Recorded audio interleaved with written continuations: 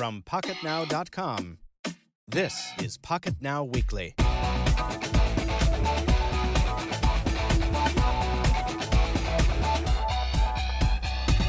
Hello, and welcome to episode 022 of the Pocketnow Weekly, the once-a-week podcast from Pocketnow.com where we discuss what's hot and what's cool in the world of mobile technology, from Windows Phone to Android to iPhone and everything in between. I'm your host, Michael Fisher, Senior Editor at Pocketnow, and I'm joined today by our Editor-in-Chief, Brandon Miniman. Good morning to you. Hello there, and according to the Mayan calendar, we will only have 23 podcasts ever. That's right. This is the penultimate episode of the Pocketnow Weekly before doom strikes us all. And closer to the original stomping grounds of the Mayans is joining us today, multimedia editor Jaime Rivera. Welcome back to the show, Jaime. Good morning to you. Good morning to everybody. And yes, the Mayans are actually 2 hours away from me in a drive. Really? Why don't Brandon? Why don't we ever take field trips down to Jaime's offices? I need to go see this. I don't think there's ever been a phone announcement there. Well, the end of the world announcement will happen there in a couple of days, so you can actually choose the topic. You know, we could probably do a whole smartphone thing there. I was going to say, exactly. We could record on site. I mean, you know, this is newsworthy stuff. We could do this, right? Yeah. Definitely. We have just a couple brief announcements, listeners, before we jump into the news feed, which we want to do quickly because we got a little bit of a late start today. I just burned my tongue on coffee, if anybody's interested, so the rest of the show is going to be very interesting. At least I'm not alone. Oh, you did it too? No, it just happened like 5 minutes ago. Outstanding. Well, that's great. I get so angry when I burn my tongue on coffee or something warm because, like, for the next, next 2 days, you're shot. Yeah, it's just not convenient. You can't taste anything. It's very annoying. So, but I'm gonna try and put it behind me, and we're gonna boost everyone's spirits with a reminder that our apparently very complicated Galaxy Note 2 giveaway is in full swing. And if you are listening to this podcast for the first time, welcome. You may be listening for the first time because just like our last giveaway, one of our giveaway hints is located inside the show. So at some point during the show, you will hear the familiar, or maybe not, bong-bonggg of the Palm WebOS enunciator. Followed by a trivia question that you will answer. Yeah, I know. Let me look for my pre-3 for that bong-bonggg. Oh man, you're gonna have the pre-3 on the air while I'm here. I'll bring your Galaxy Nexus over here, and it'll be fun. We can switch, no problem. Okay. Listen for that trivia question, listeners. It will show up as an embedded component. And if you are not familiar with our giveaway, you should have a look at Pocketnow.com. We announced it on Monday. We're giving away an at&t Galaxy Note 2, which is unlockable. Even though it's at&t branded, it is unlockable. So make sure and check that out. It's not too complicated, but make sure and read all the instructions so that you are fully prepared to enter. And we're pretty excited about it. We're giving that away next Monday, so plenty of time. And how about another announcement actually up this morning? Yeah. Pocketnow is hiring, and so we're looking for people that can write well, that can have a really good on-screen video presence. So if you're interested in reviewing phones and writing about phones, doing videos about phones and tablets, send your bio and some text samples and a video sample. Put it up on your personal YouTube channel. Send us the link to jobs@pocketnow.com. That was crazy to see this morning. So I looked at it about 20 minutes ago, and I was like, oh, I didn't know we were hiring again. That's fun. That's very exciting. I won't be maybe won't be the new guy again. For much longer. All right. Well, let's jump into. We've got the announcements out of the way. Let's jump into our thought thread to kick off the show here. Kind of a cool period, like right before the holidays, but after the big holiday rush of announcements. So we're kind of in this little trough, and as people who are bored or people who have access to information that I find dubious sometimes, have already started speculating about products that that are so far in the future I don't even know what to think of them. But I think Brandon does. So, Brandon, you want to tell us something about the Galaxy S4, maybe? Well, yeah. So, I don't know anything particular, but I want to have a little discussion about it. It's funny because in just about 3 months, Samsung will announce a phone that we'll be talking about in a year from now when it's out on carriers, just like it's been happening every year now. And the Galaxy S4 is going to be as significant, if not more significant, than the Galaxy S3 was. And Samsung pretty much owned this year in the Android space with the Galaxy S3. And it's really just a combination of factors that made it amazing. So I kind of want to have a discussion about what Samsung could do to hold on to that dominance in Android in 2013 with the Galaxy S4 in terms of hardware and software, and really where they can go from here.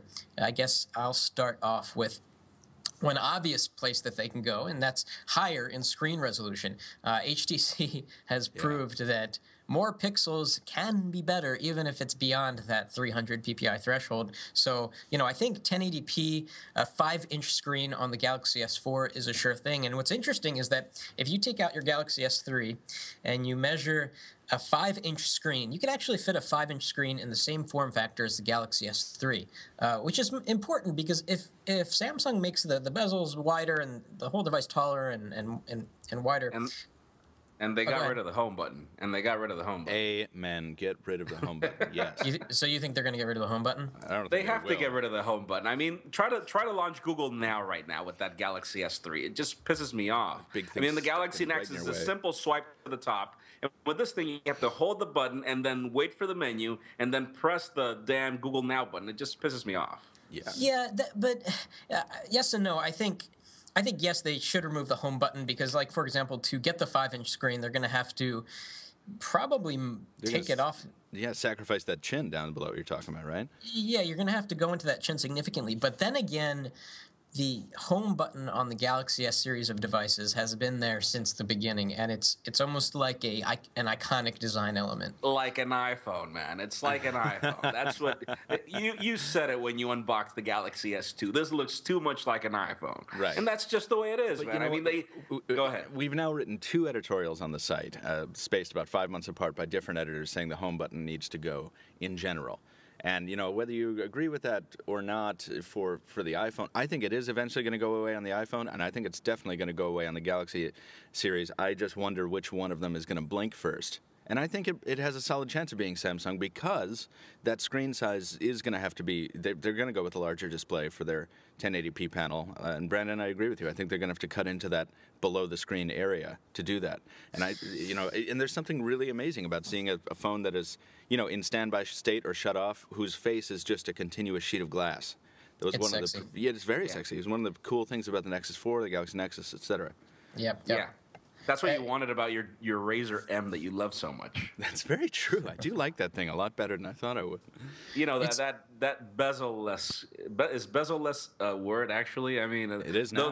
No bezel around the screen. Yeah, it's become. But yeah. If Motorola wanted to pull that off, they couldn't do it. So I would follow in Brandon's idea. I mean, if they were able to pull a screen without a bezel, no buttons at all, it's just a gigantic screen within the same size as the Galaxy S3, I'm buying.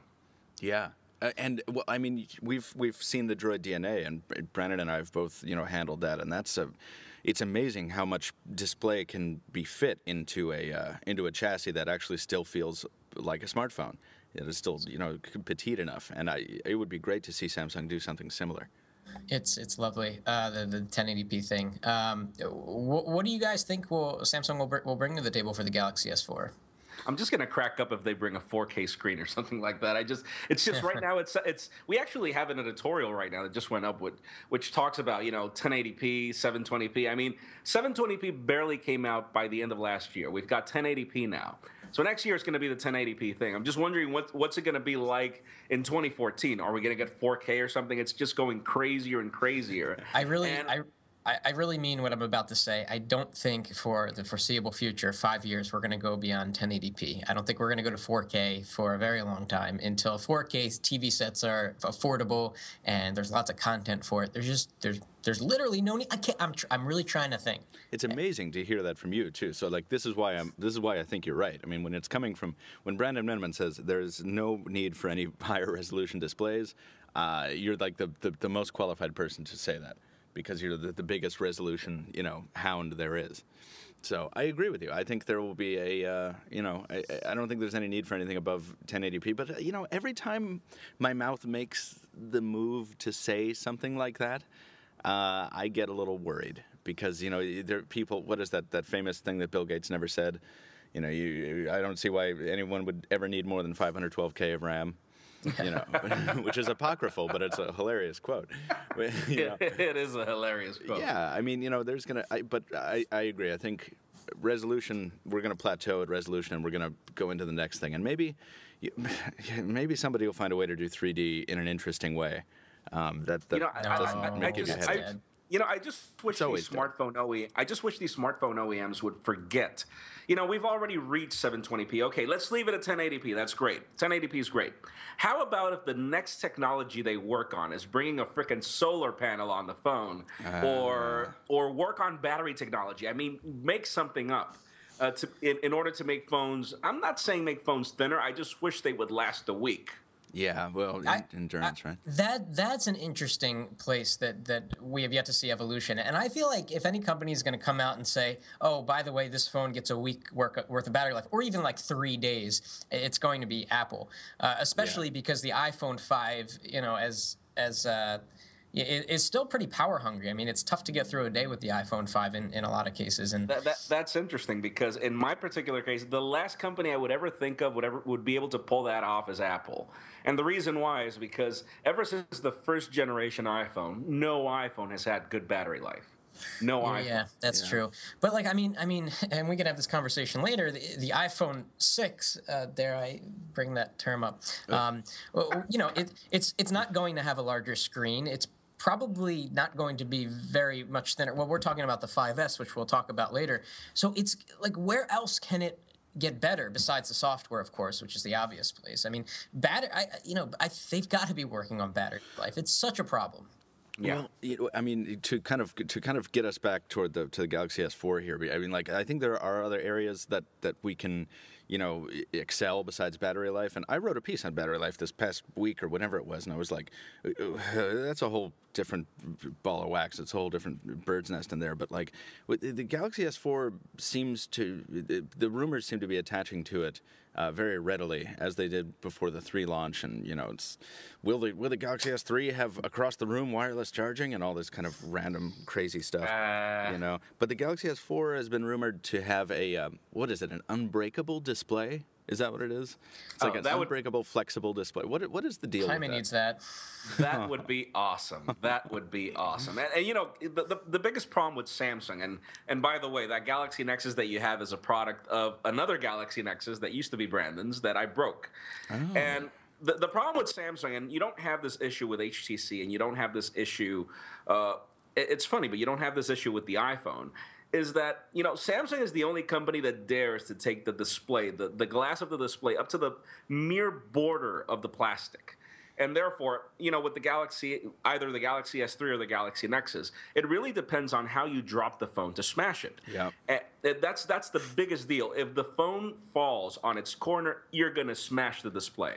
There is just no way around it. That's actually backed up by an HTC device. It's funny you mention HTC, because with the DNA, they take the glass all the way to the edge. Just very similar to the Galaxy S3, but better. And my friend of mine who just bought the Droid DNA and was so excited showed me last night that he had dropped it on its side, just as you say, and it had shattered from the side in. Yeah. No way. Yeah. Oh man. Well, so that's the thing. The funny thing is when I smashed the display, I immediately told Brandon, I just broke your phone, man. I'm so sorry. I started quoting what it would cost me to replace the display, because this is one of the things that pisses me off, and I'm going to sound like a fanboy right now, but it just is the case. I smash an iPhone, and all I have to do is go to an Apple store, I pay for a replacement, and I get a new phone. But if I smash a Samsung phone, what do I do with it? That's the biggest question. What do I do with a smashed display? Recently I had a problem with my HTC One X, and the only thing I could do is ship it back to HTC, hope that they want to replace my phone, and then send it back. So if Samsung can figure out a way to make their parts, more durable, then yes, I would love the device. Because for the record, changing the Galaxy Nexus display on the i90-250 costs $250. And a brand new phone started costing $350. So it's like, what do you do? It's pretty cray. But what percentage of phone owners who have their phone for 2 years would you say crack or shatter their screen? Men or women? Oh, that's a dangerous question right there. Let's put them in the same group for now. Let's not do that. Okay, out of 10 friends that I know, I could tell you that between 3 and 4 of them have smashed a display in the past year. That's interesting. That's a good way of looking at it. Out of 10 friends I know, maybe 2 have. And you are one of them. Actually, yeah. Hey. Are we counting ourselves? Because I definitely smashed my Galaxy Nexus. You smashed Galaxy Nexus. Brandon smashed his iPhone and his iPad. So. Oh God. All right, come on. I guess with more devices, you run the risk of more smashing. But go ahead, Brandon. Yes. Okay. So let's say there's 3 out of 10. So I'm at 30%. Jaime is at 40%. What do you got, Michael? I'm at about 20%. I've got some careful friends, I guess. So if our sampling is accurate, which it probably isn't because we have more tech-savvy friends, right. Approximately 30% of people will crack or smash their phones. So yes, that is. At first, when you said Jaime, you said unbreakable screen. I thought that was not really going to be a headline feature, but now talking about it, sounds like it would actually be pretty good. Yeah, it's just so complicated, and the particular with the case of the Samsung devices, and even with Apple devices, the glass is fused to the LCD. So, and word of warning, listeners, if you ever smash a display, do not make the mistake of buying the glass on eBay and getting a heat gun to replace the display yourselves. You will never get it right. And what crazy man would do that? So let me I'll tell you exactly who would do it. No, wait, are you talking just for the iPhone, Jaime? Because you can do it for other devices. Listen, the iPhone HTC devices, I know that Samsung's HTC devices and the iPhones are fused together. Yeah, well, the iPhone 5 is Incel. The iPhone 5 is Incel, so it's different. Yeah, if it's an old school display though, I mean, one of the first dates I went on with a girl once where she had busted her Droid Razr X, and she was like, "Yeah, hang on, we just gotta hang out in here for a second." So we're hanging out in my living room, and over the course of 25 minutes, I watched her disassemble her Droid Razr X, replace the LCD, and put it back together. And she was like, "All right, we can go awesome. now." It was the sexiest thing I've ever seen. It was great. and you didn't get married right there. I mean, come on. I'm working on it. I'm still working on it. That was the cue. That was the cue right there. That was the sign from heaven, right? Exactly. Well, at any rate, I agree. I mean, I think this is a really compelling feature that would be really cool. I don't know what unbreakable display means. Maybe it means it's a flexible display mounted in an incredibly futuristic manner that deploys with incredibly complex hardware that will then break, and then it'll be the hardware that breaks, not the display. And then it will respawn and regrow a new screen. Exactly, and you can just you make new phones all you want. It has stem cells in it. It has a built-in replicator. That's all it does. This sounds like Matrix already, man. Doesn't it? But let me tell you what I would want. This will be my last thing on the Galaxy S4, and I know, Brandon, you probably have to wrap up on it. But what I would love to see is we talked about this kind of uninterrupted glass face on a phone, right? We talked about it on the Galaxy Nexus and the Nexus 4, but it's not really uninterrupted, because you've got the earpiece hole up there, and you've got penetrations for the front-facing camera, whatever, and you can kind of see it, and it's close to perfect, but it's not. What if manufacturers implemented both bone conduction and offset mics so that there's not even an earpiece hole? What if the entire front of the phone is a sheer plane of glass? That would be amazing. Gee. Wouldn't that be incredible? Because I know Kyocera's been working really hard on bone conduction. They're about to, or they have released their first one, or whatever. And they're gonna call it the Echo 2. Yeah. Another episode of Worst Gadgets Ever. Exactly. Oh God. Well, okay. but I would love that. I think that would be interesting, and that's kind of in line with what Samsung wants to be doing now, right? Where they want to kind of get away from the aping the iPhone thing, and they've successfully done that with the Galaxy S3, where they were like, "Here's this Riverstone teardrop thing." Agreed. And they're going to do something as compelling with the 4, I think. Agreed. For the record, and Brandon knows this, I hated the Galaxy S. I hated the Galaxy S2. But when the Galaxy S3 came out, I was the first person when we saw the event and everything that I was like, what the? At first I was disappointed, but then, the more I looked at the phone, I was like, man, this is awesome. This is the most daring thing that Samsung has ever done. This thing looks nothing like an iPhone.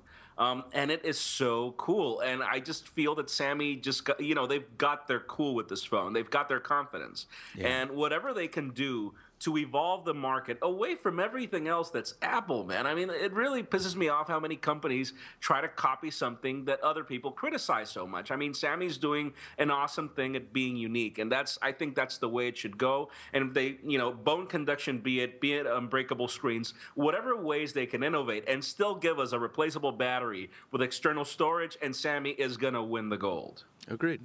Yeah, Brandon? I think that was. I think that's well said. Yeah, I think that's a good way to button it up there. Speaking of, you put me in mind, Jaime, when you said the iPhone, people copying the iPhone, and it's doing so well. I was out last night after a staged reading we did. I was out with a bunch of my friends, and I had a product that is not necessarily doing well. Well, it's doing relatively well, but it's not doing anywhere near as well as the iPhone. I had my Lumia 920 on me. And I was sitting across from a friend of mine who asked to see it because I was taking some panoramic photos of the group, which works very well on Windows Phone 8, by the way. And my friend was absolutely stunned. I have never seen, and she's not a technophile, I've never seen such an authentic and impressed reaction from somebody to a mobile phone user interface. First, I mean, obviously the 920's hardware caught her eye, but then she's just playing with the home screen on Windows Phone 8, and she's like, this is beautiful. And I'm like, well, what do you have? I'm expecting her to say that she's got a dumb phone or something like that. She's like, no, I have the iPhone. I'm like, really? And then furthermore, she's like, yeah, my upgrade is coming up, and I mean, this is amazing. Then she asks me for like 25 minutes about the platform. And I'm like, wow, I've never seen Windows Phone do that. Like, firsthand in my experience, I've never seen it. Like, I've never seen somebody take the phone from my hand and just, effuse about it. Which iPhone did she have? The 4S, I think. Interesting. So she has. It's interesting that she's already due for it. That could be the 4, actually. Oh, it's probably the 4 if she's already due for him. But yeah, sorry, that was stupid. Yeah. Yeah, that makes sense. I mean, the 4 at this point in time is slow, just over time, and she probably has the small screen blues compared to all the big screen phones out there.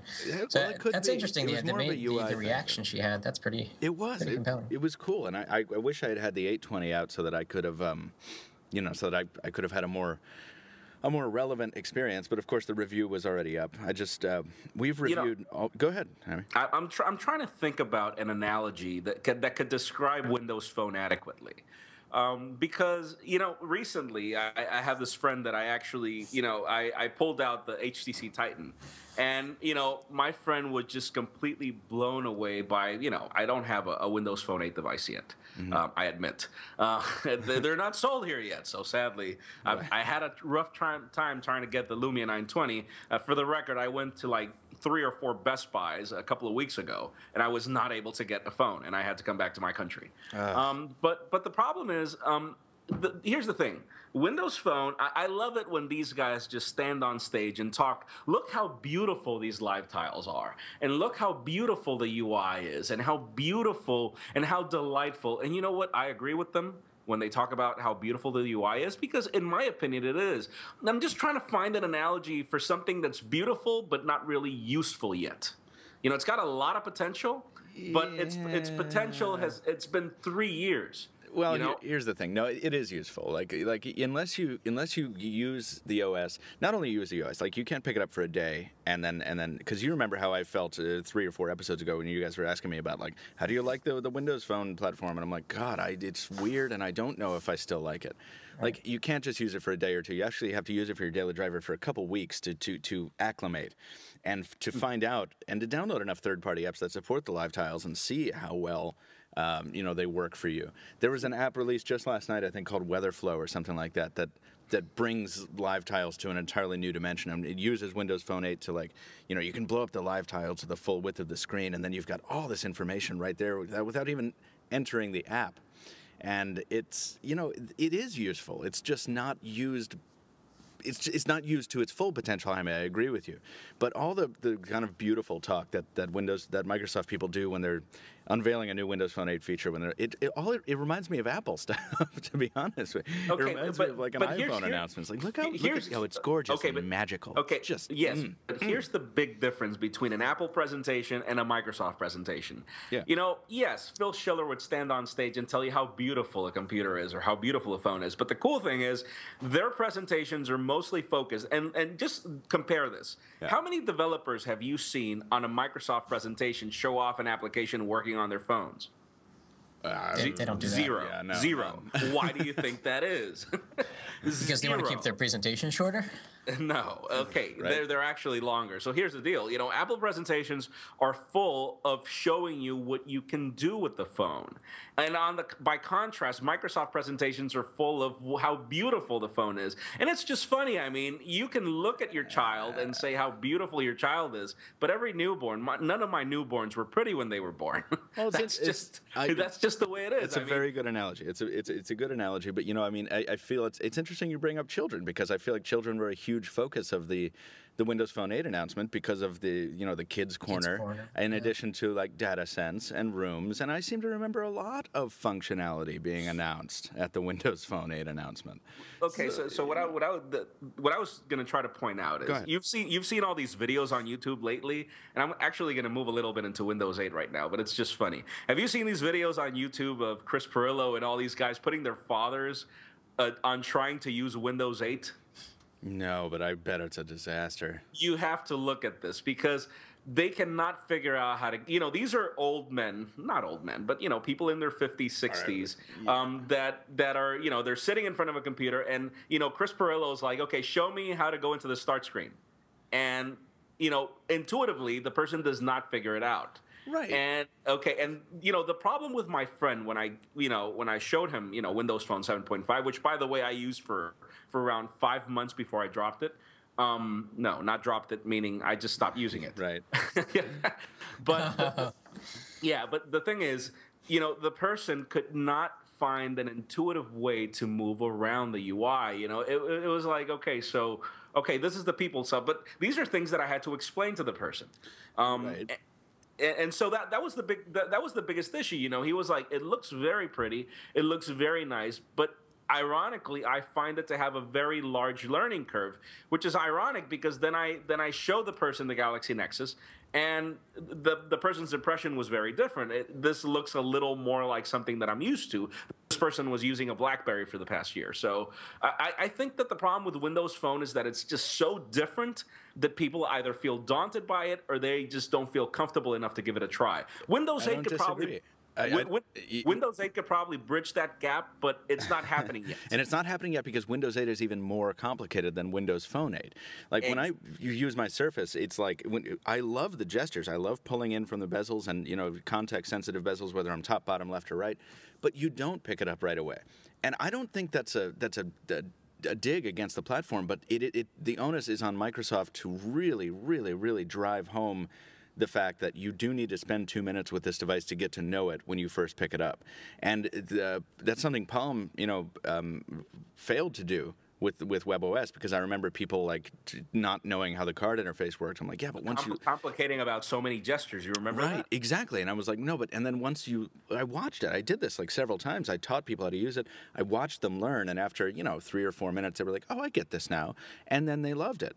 But if you don't overcome that, if you a lot of people just want to stick in that kind of what you see is what you get. Oh, I can poke this and it opens. Whatever. I think if you appeal to the lowest common denominator, you're going to get a lot of sales. Sure. And it's interesting. I thought you were going to draw a comparison to iPhone, Jaime, but you drew a comparison to Android. You said your friend was able to pick up Android much more intuitively, which is curious. Well, that's the thing. Everybody that I've known, and this is just the funniest thing, I find iOS boring, and I say it everywhere, and it's just true. I find it boring. The only thing about the iPhone is that since it's compartmentalized. How do you say that word? Compartmentalized. Okay. Yeah. Everything is in a specific place. So that, intuitively, you don't know that you could see your friend's photos on the People Hub or on the Photos Hub on Windows Phone. But then on the iPhone, that if you go to Facebook, everything that's related to Facebook will be inside the Facebook app. Sure. And if you go to Contacts, everything that's related to Contacts would be in the Contacts app. And if you go to Phone, everything that's related to Phone, and so on and so forth. The thing about Windows Phone is that, it strives to add value into these different hubs, which is actually awesome because it adds functionality. The problem is when you add, I think they probably just try to add too much to the operating system when they should actually just focus on bringing more apps that compartmentalize the experience. Well, and they are doing that, but it goes against the grain of the experience. This is a philosophical difference between Windows Phone and the rest of the thing. And Microsoft has said with Windows Phone and with Windows 8, we're not doing that. We're not doing this thing where we hop into an app and we hop out of an app and we hop into a different app to go to that app. And they want to bring it into their paradigm. They want to impose their design philosophy on everything they can. And I understand that that's obviously it's been a tough road for them. But you know what? They're not changing it. Of course, we have Facebook and Twitter apps on Windows Phone, but they're not there primarily. They want you primarily to use the hubs. And I got to say, using the hubs, it's a leaner experience. It's annoying at times because it doesn't have all the functionality of the apps, but it's much more beautiful. Cohesive. Yeah, exactly. That's a much better word. It's a much more cohesive experience to do that. Now, they're going to continue having these problems, but I found something very interesting. My roommate, who is the last person ever to want anything to do with technology, getting the iPhone was like I think we threw a party. But she has the iPhone, and I was explaining how I was showing her just the other day how I'm rearranging live tiles and stuff. I'm like, so this is how this works, because she was, because I had her ear, and for some reason I was subjecting her to tech talk. And she was like, oh, well, that's pretty cool. And I'm like, what? And she's just watching me move the tiles around on the home screen. I'm like, what? That's cool? And she's like, yeah, how do I? And she has her iPhone icons arranged in, a particular way. She's like, oh, so when I try and move this down here, and the iPhone wouldn't let her move like an icon. You know how it does. Like, you have to fill up a whole page. Yeah. And I just kind of watched her reaction and there's just this kind of half-second twinge of annoyance on her face. Where, where this thing happened, where it's like, yes, okay, Microsoft does impose a lot on you when you get a Windows Phone, but Apple, of course, is the king of that. Apple is the king of saying, you're going to do it our way, and, it's whatever, it's boring, fine, but if you don't like it, get another phone, because you have to do it the Apple way. Okay, but here's the deal. That's my problem. Okay. I'm okay with Windows Phone saying that, frankly, Jaime, because to me, it's not boring. Okay, if you tell me I have to do something, it better damn well be exciting. But this is the thing. Okay, Brandon, you tell me, which is the best email experience that you get on a phone?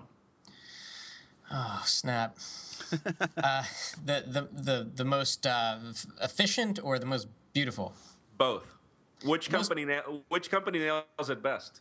HTC does the best with beautiful, and stock Android is the most efficient. You didn't like the iPhone before? That's what you said. I like the iPhone until in iOS 6, they made it much more difficult to multi-select. You have to go to edit, check, mark. There's like a million steps if you want to do arbitrage, like unread, unread states. Okay, but the thing is, no company has figured out HTML email like the iPhone has. That's a given. Yeah. So here's the deal. I don't mind being imposed if a company figures it out since version 1. That's just my point. Yeah. Email on the iPhone has been the same since version 1. And why are they going to fix something that's not broken? So in the case of Windows Phone, if I want to read an email, and not on Windows Phone that much, on Android it really pisses me off that I have to be panning around an HTML email. And Gmail has now brought this with Android 4.2. So now you have a much better experience on Gmail, but if I wanted that on the native email app for Android, I can't do that. And so, again, I know that there is a lot of imposition on Apple. It's like a friend of mine was asking me yesterday, what alternatives do I have to the iPhone? Because I have a ton of music that I didn't buy on the iTunes store, and I just want to sync it. And I'm like, okay, yes, the iPhone is really not your thing because you're going to need to go through iTunes. That's just the way it is. You don't need to do that on other platforms. So yeah, there are a lot of impositions that are definitely annoying. But I feel that iTunes aside, there are a lot of things that they did get right from day one. They got so right that everybody else followed. So I do understand that Microsoft wants to impose a paradigm, but the problem with the paradigm is that it's not natural. Everything is texty and everything is retro, and therefore people don't feel related to it, and that's why they're having a hard time adopting it. I have to tell you, the text-heavy nature of Windows Phone has been something that's gotten under my skin. You go into the settings menu, and instead of color cues or instead of iconography, you're confronted with this scrolling 25-element list. Each one is a text thing. So it really slows everything down when I'm looking for brightness. And I actually have to search for the word brightness. I have to read every entry, essentially. Exactly. And that's exaggerating a little bit. So, yeah, no, I'm not saying the platform is perfect. Certainly it's not. But it's just, it is undervalued because I think Microsoft has not done a very good job of conveying the message right up front that this is not something you just pick up and use. This is something you pick up, you learn how to use it for 3 minutes, and then you get used to using it for 2 days. Like, it's like, what is it like? I mean, is there like a parallel? Like, is there, I don't know, is it like a food that's poisonous until you eat enough of it? Like, I mean, because it's kind of what it is. I mean, that's a crappy analogy because I'm the king of those, but it's that way. Once you get over the hump, it's beautiful. Go ahead. It's like that guy that you grew up with, and in the beginning you hated him. You were in grade school, and then you started to get to know him, and he became your best friend. Yes, that's exactly it. And the qualities that made you hate him were actually the qualities that you liked about him the most, that made you have a good friendship. I feel like we're in a feel-good Hallmark movie. That's exactly correct. You know, I'm gonna. Here's the thing. Everybody remembers Windows Mobile, right? Yeah. Okay. That's not my impression of Windows Mobile. That is not my impression. See, I didn't like it. Yeah, but okay, but here's the thing. That's not true. I did like it on the queue. Years ago, when I looked at the first Palm device, that back then, and a Pocket PC, and I had to choose between one or the other. Choosing the compact iPad was simple. It was like dead simple. It was 3 times more expensive, but it had a colored display. And the whole UI, it was just so familiar because it looked like Windows 95, only inverted. Yeah. And I was just so used to the interface. I'm like, okay, this looks like a computer. So this is cool. So this is really a Pocket PC. And, the word Pocket PC was just so smart. The name was so smart because that's really what it was. It was really easy for me to relate to Windows Mobile because of that, because it looked like the Windows PC that I was using. And they were very easy to sell as a result. Yes, go ahead. Exactly. So here's the thing. Windows 95 was a hit. It was a huge hit. They figured out the perfect UI for a computer. Even if they didn't invent it, who cares? They made it mainstream, and that's just the way it is. And what they did was grab a mobile platform. And the only reason why Windows Mobile didn't take off is because it was based on a mobile kernel and so many other things.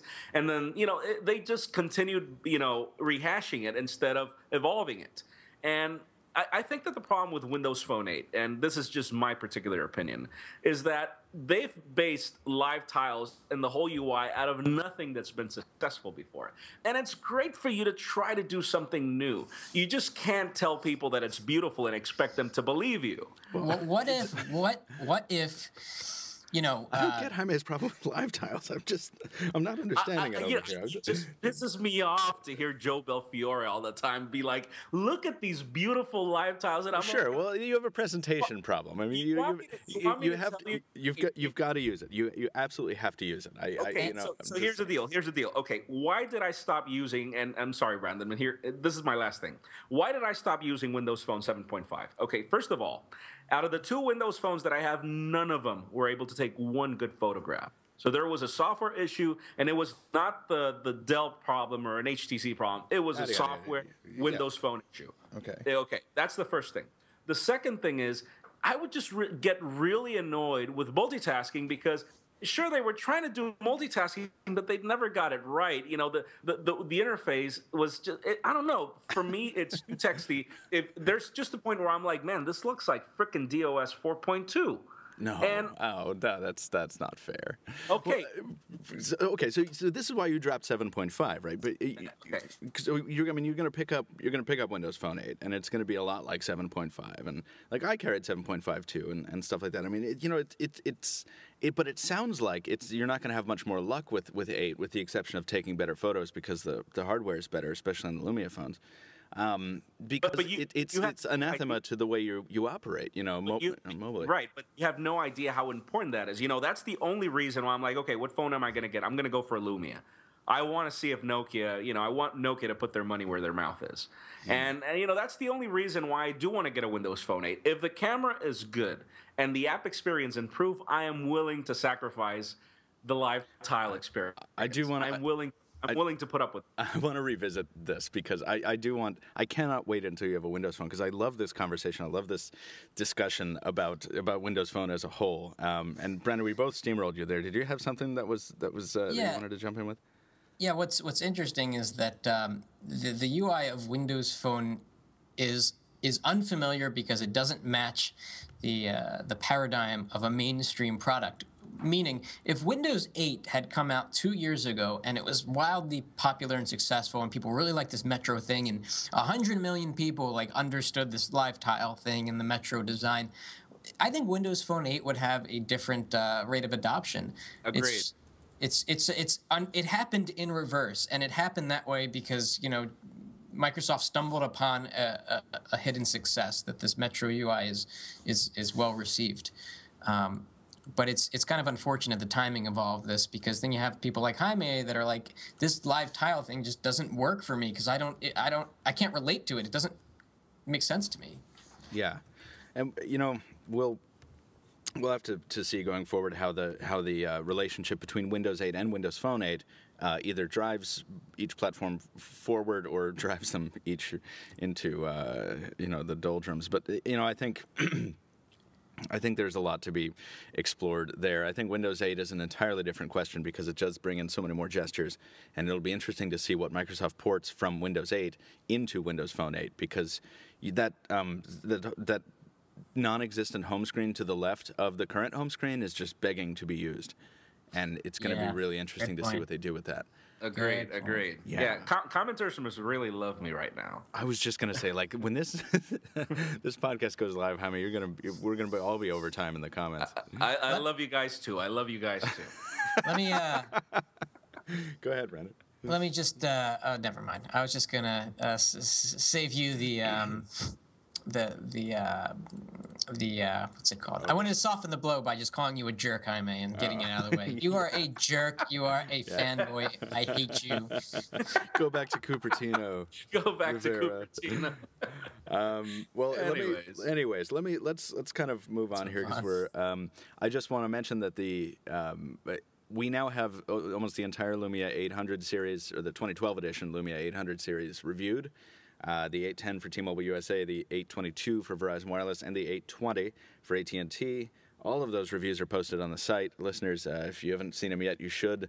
And I did all of them, which is crazy, and I'm really thankful I got to see the whole spectrum personally of this mid-range line. And just very briefly, we've talked about the mid-range smartphone before as a concept and how it's changing this year, and how I wrote a piece about how, like, mid-range phones are more impressive even in some metrics than high-end phones, and the Lumia 820 and its derivatives really absolutely reinforces that, because it's been really, really cool to see these devices that are like, okay, well, these are setting my expectations sort of low at the outset because they're mid-range, but oh wow, they're surprising me with how competently they execute all of the tasks I asked them to.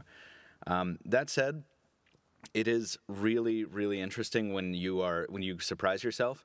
I've never been a resolution guy. I've always been the guy on the podcast in editorials who's the counterpoint to Brandon, right? Like, Brandon's like, I need really high resolution, awesome stuff, and I love high pixel density, and I'm over here like, I want color saturation and deep blacks, and I don't care about resolution.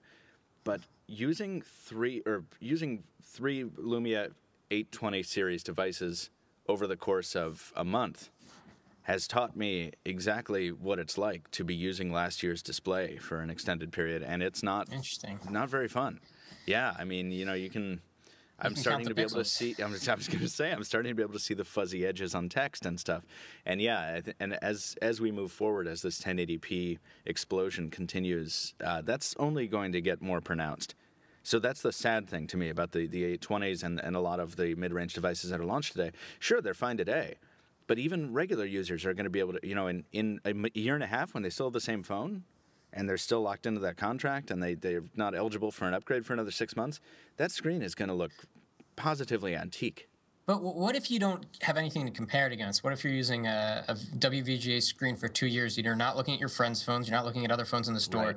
Is it okay? Do you get used to it and it's okay? Or is it still crappy? Yes, of course. But nobody lives in that kind of a bubble. Like, when you go out to the bar, like, what do you do when there's a lull in the conversation, or sometimes it causes lulls in the conversation because people are looking at each other's phones like, oh, what is that? Is that a new phone? And then everyone gets into that same conversation.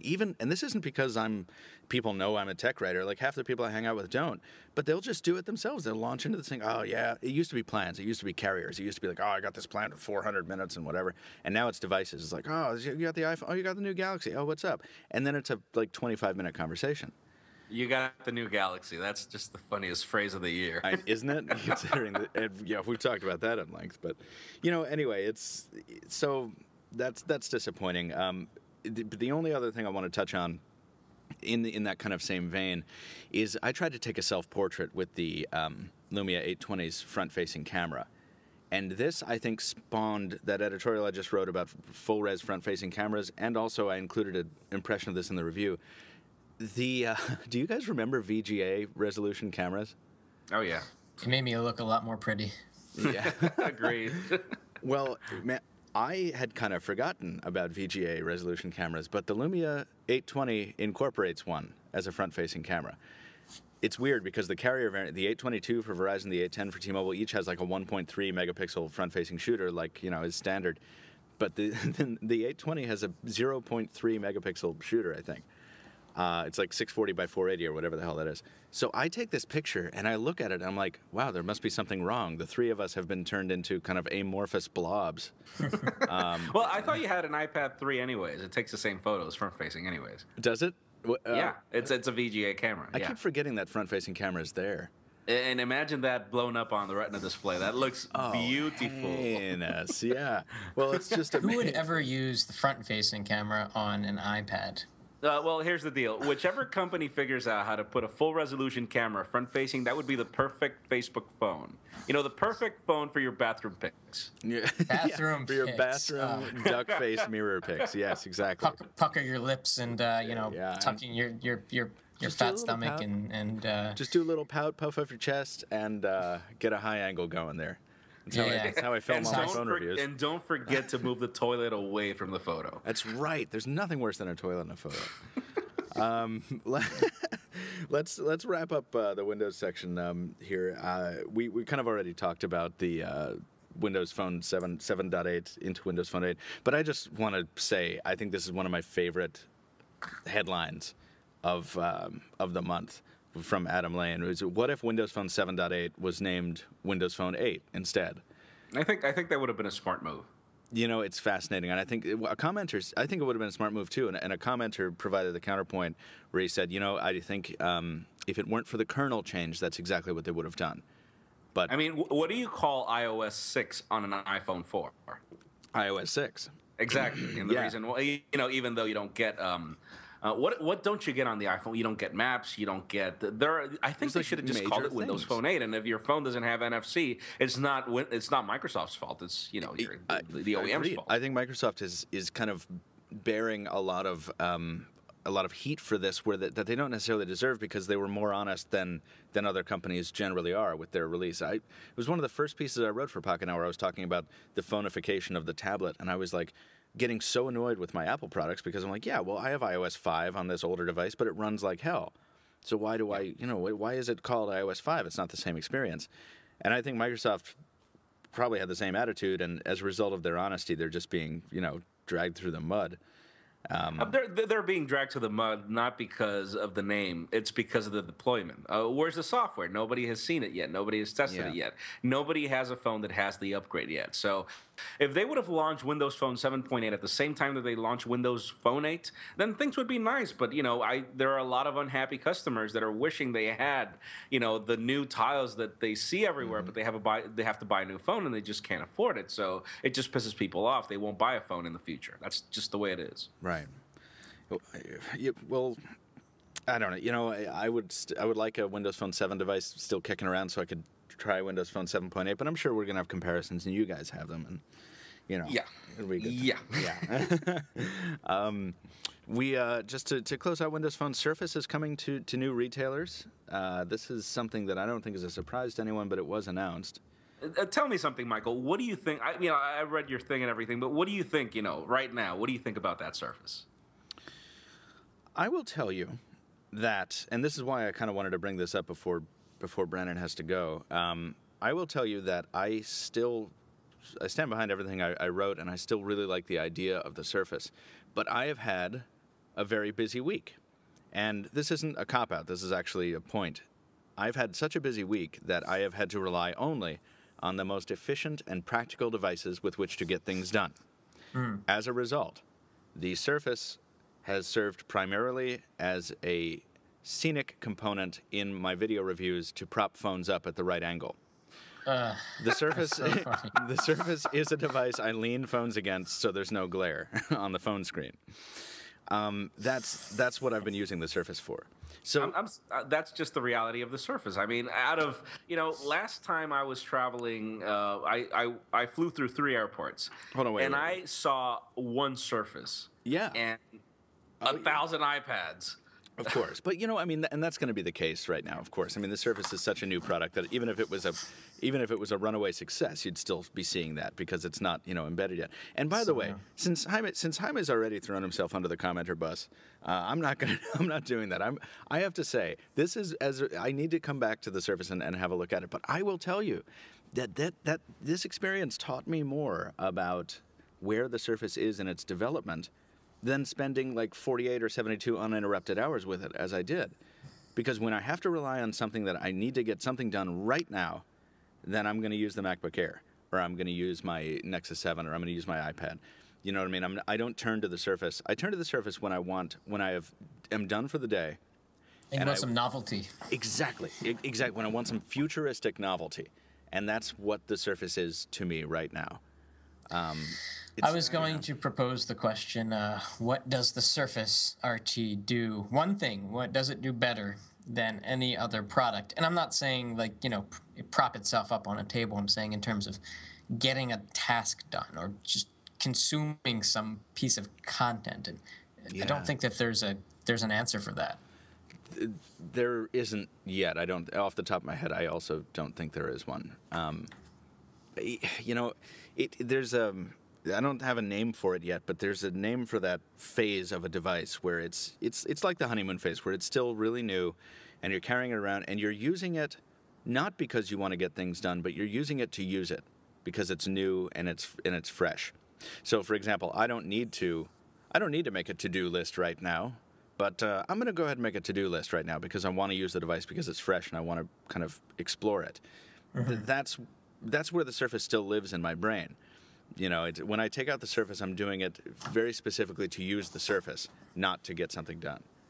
So that's weird. Yeah, but the problem is there's nothing beyond that. It's right. You're just going to keep it in that stage, and you're not going to get to the next step, which is integrating it into your life because it has no place, unfortunately. I don't know about you, Michael, but in my particular case, when I get a new phone, my honeymoon phase would last. Sometimes I don't even sleep just playing with the thing. Yeah. And totally, by the way, my honeymoon phase with my Galaxy S3 has not ended over more than a month now. That's crazy. I just love that thing, and that's just me. And it's just funny because I would tell Brandon that I would not want that phone, and I've just learned that I was wrong. I would love to be proven wrong by the Microsoft Surface whenever I get one for the first time. But so far, if you have not been interested enough to actually use it during the first day at least, then I think that's just going to be the story from here on. No, and I was. And remember, for the first 3 days I had it, I did. I used it nonstop, and I loved it and yada yada. But it's just when things became really fast paced and I had to get things done, that's when it fell by the wayside. But I have to say this, because if you guys had asked me 3 weeks ago or 4 weeks ago if we'd had the same conversation about Windows Phone, I probably would have been saying the same thing. Because it took me so long to acclimate to it. Now, if I shut down my MacBook, if I put aside, 3/4 of the rest of my devices, and I kind of force myself to use the Surface all the time, my efficiency would improve. I would probably find an answer to your question, Brandon. I'm sure there's something it does better than anything else. I just don't know what it is yet. And go ahead. I was gonna say I tried that. I got the Surface RT during Hurricane Sandy, and I worked from home for a couple of days because it was pretty crappy outside. And I was like, all right, I'm going to write the Surface RT review on the Surface RT. And of course, I pre-uploaded the pictures just to make it a little bit easier, but I just was going to use, WordPress on the Surface RT. And I started off the review. I am writing this review on the Surface RT, and I had this whole paragraph. After the end of the paragraph, I deleted the paragraph. I saved it. I saved the review as a draft, and I went to my MacBook Air and just realized I couldn't use it as a wow. There's too many things about it. And it was weird because when I was writing the Surface RT review on the Surface RT, I tried using both browsers because I thought maybe I'll use the touch-friendly browser in the Metro environment because maybe that's more natural, more precise. But it was very imprecise, and there were some other problems with it. And then I went into the desktop environment, and I used the other browser, the second browser of Surface RT, and I was so frustrated by using the touchpad and wanting to move my hands up to scroll and then move my hands back down to type and to use the touchpad. It was dirty. It was gross. I think you're making a solid point. See, what's the success of the iPad? And we talked about this like 3 or 4 episodes ago. What's successful about it is that it's not trying to be a computer. It's not trying to be a computer. It's trying to be its own thing, where it's made for consuming content. And here's Microsoft trying to do a very smart idea, because it is a very smart approach, for you to try to make the tablet become a productive device, a very portable unit that you can actually make productive with a couple of accessories. It's an awesome idea. They did it years ago with the iPad, where you had the sleeves, where you can actually add functionality to the Pocket PC by adding more sleeves. It's a smart idea.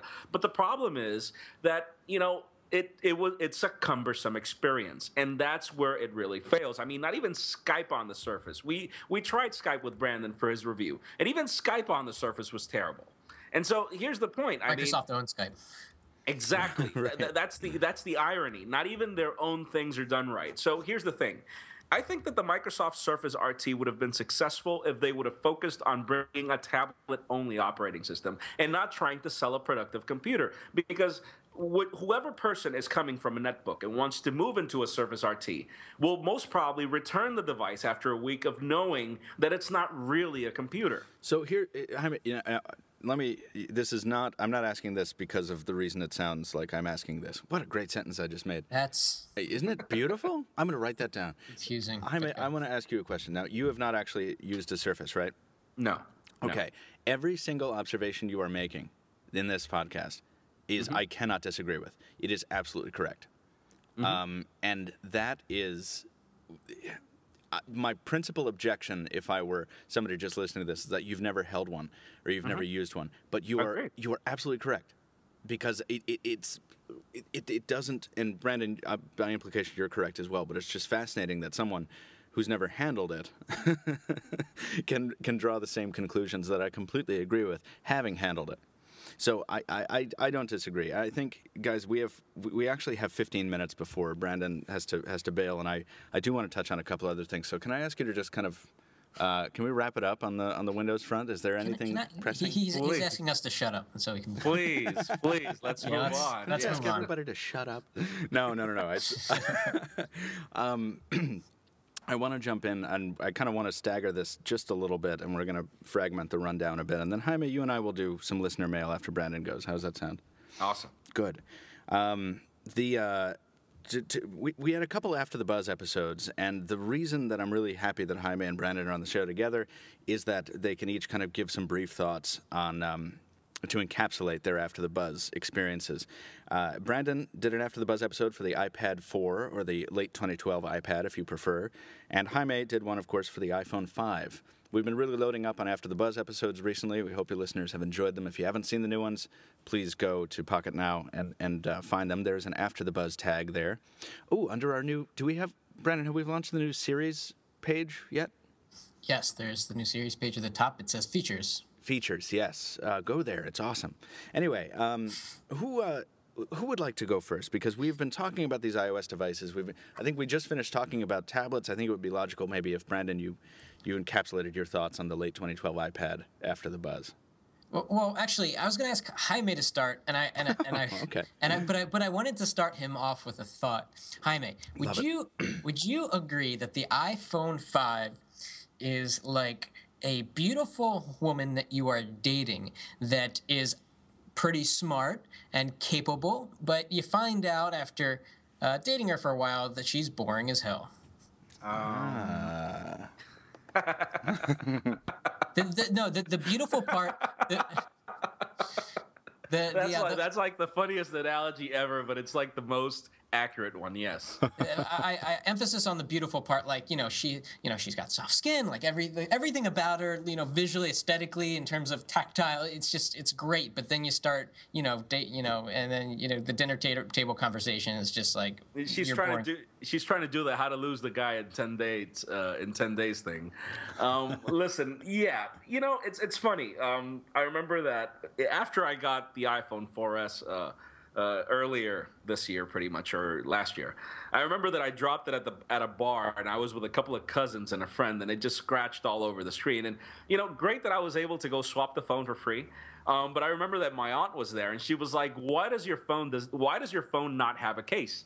And I'm like, "Well, would you ever buy a BMW and actually cover all the leather seats with a cloth? Like drive down the road with a car cover on it?" Yeah. With a car cover on it, or just cover all the leather seats with a cloth. I'll cover the seats. I think that's. Yeah. I'm like, you wouldn't do that, right? So I'm like, but the problem is that obviously, if you don't take care of the leather, then what do you expect? You're going to end up cracking it. And the thing about the iPhone is, I feel it that way. Yesterday I was drinking coffee with a good friend, and it took him forever to be able to get an iPhone 5. And once he got the phone, he ended up scratching, and he has the white iPhone 5, and he ended up scratching it with his wedding band. And I'm like, well, it's just, I showed him my phone, and my phone is completely pristine, no scratches whatsoever. And he's like, how are you able to do that? And I'm like, well, I handle my phone with my right hand, so my wedding band's not there. I always put it on top of a cloth. I'm always carrying it with a pouch. I always carry every phone with a pouch, and I just don't drop them. So, if you ask Tony never drops his phones. It's the same deal. So it's like, okay, if you know that you're going to be the type of customer that's going to be dropping your phone, not even a Galaxy S3 would put up with certain users. That's just the way it is. The problem is not the phone, it's the user. And so I feel that, for me, my experience with the iPhone 5 is, if you know you're not going to drop your phone, don't buy a case. And if you know that you're going to be a hefty user, then get an outer box or something like that. But, my experience with the iPhone 5 is, so far, after the buzz, it's one of the fastest phones I've ever used, one. It's a beautiful device. There's just no way around that. It is a beautiful device. It looks like jewelry. It does. And the third thing is, and I've made this point in a lot of my editorials, power users have really evolved. In the past, the power user was a person that could hack their phones, root their phones, change the operating systems and everything. But, power users now are people that actually rely on their phones to get work done. And they need specific apps, they need specific services.